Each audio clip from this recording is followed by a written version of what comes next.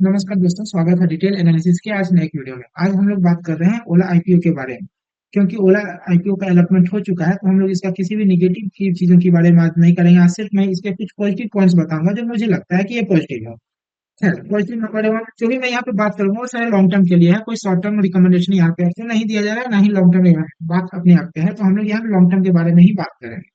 देखिए, positive number बात one हुआ है। पहला बात तो यही है कि इसका जो प्राइस बैंड है वो छोटा है। एक मेंटेलिटी होती है खासकर छोटे इन्वेस्टर्स की कि जब प्राइस बैंड कम होता है तो वो लोग ज्यादा से ज्यादा शेयर खरीद सकते हैं। तो अगर मेंटल साइकोलॉजी के हिसाब से देखा जाए तो प्राइस बैंड छोटा है तो बहुत सारे लोग इसके शेयर छोटी मात्रा में सही लेकिन खरीदना चालू करेंगे, जो आगे फ्यूचर में इसके ग्रोथ को बढ़ा सकता है। सेकंड चीज ये देखेंगे कि फेस वैल्यू इसका 10 है। फेस वैल्यू 10 होने का मतलब सीधा से यही आता है कि इन फ्यूचर इसका स्प्लिटिंग हो सकता है। तीसरी चीज ये देखेंगे, रिटेल ओनली 10%। हम लोग देख रहे हैं कि रिटेल का सब्सक्रिप्शन 4%, 4 गुना के आसपास हुआ है। लेकिन ये भी देखिए, जो टोटल जो ओवरऑल अलॉटमेंट हो रहा था शेयर में, उसमें रिटेल का भागीदारी सिर्फ 10% था। क्यों? क्योंकि ये कंपनी लॉस में है। तो क्योंकि इसमें रिटेल का हिसाब किताब कम है, तो जाहिर सी बात है कि इसमें वैसे लोग जो थोड़ी बहुत मात्रा में प्रॉफिट लेके निकल जाते हैं या थोड़ा बहुत लॉस लेके निकल जाते हैं, उस तरह के लोगों की संख्या यहाँ पे कम है। ज्यादातर जो शेयर गया है वो क्यूआईबी, एनआईबी और बड़े बड़े लोगों के हाथ में गया है। छोटे छोटे निवेशकों के हाथ में कम शेयर गया है।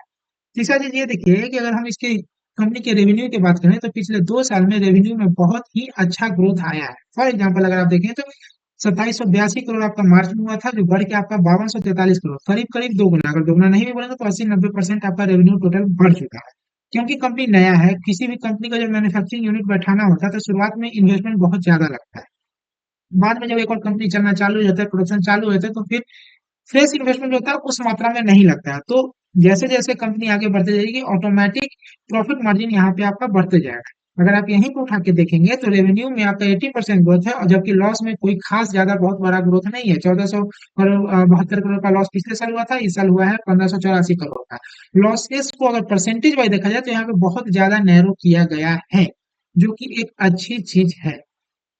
तीसरा बात अगर हम देखेंगे तो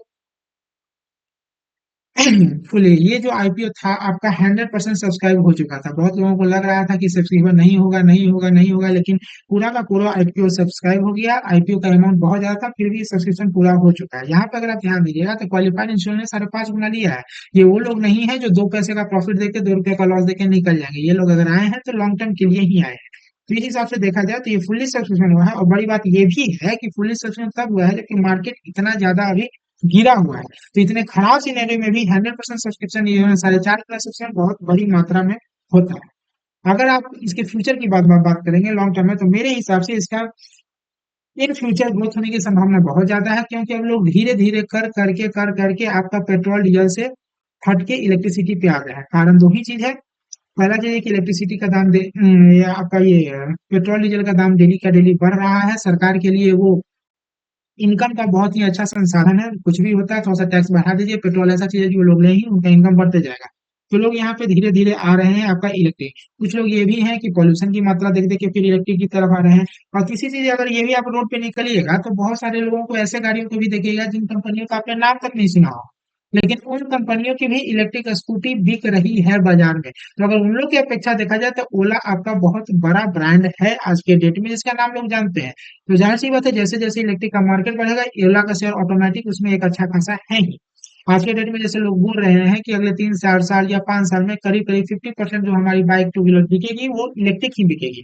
तो क्योंकि पहले से एक बड़ा ब्रांड है, तो जाहिर सी बात है फ्यूचर सबसे विषय ज्यादा है। और उससे भी बड़ी चीज ये है कि जैसा इधर उधर न्यूज में मैंने सुना है कि इलेक्ट्रिक, ये जो ओला है, ओला अपना एक बहुत बड़ा पैसा अमाउंट आपका लगा रहा है बैटरीज के क्षेत्र में। वो बैटरीज का कंपोनेंट्स बाहर से लाके यहाँ पे असेंबल करेगी। तो ना सिर्फ ओला बल्कि कोई भी और भी अगर इलेक्ट्रिक गाड़ी है तो सब में सबसे बड़ा जो कॉस्ट अमाउंट 30-40% के आसपास होता है वो इलेक्ट्रिक बैटरी का ही होता है। तो इन केस अगर फ्यूचर में ये बिजनेस इनका सक्सेसफुल हो जाता है तो दूसरी कंपनियां भी बैटरी जाहिर सी बात है इन्हीं से मंगाएंगी। तो इस हिसाब से भी देखा जाए तो फ्यूचर ग्रोथ बहुत अच्छा है। लास्ट में मैं सिर्फ ये कहूंगा कि पहली बात, अगर आप पैसा लगाते हैं या नहीं लगाते हैं ये आप पे निर्भर करता है, आपके विवेक पे निर्भर करता है, या फिर अपने आपके जो पर्सनल एडवाइजर लोग हैं उन पे निर्भर करता है। लेकिन अगर आप इसमें लगा रहे हैं तो छोटे अमाउंट में लगाइए, लंबे समय तक लगाइए, ताकि फ्यूचर अच्छा हो सके। खैर, आज के लिए इतना ही।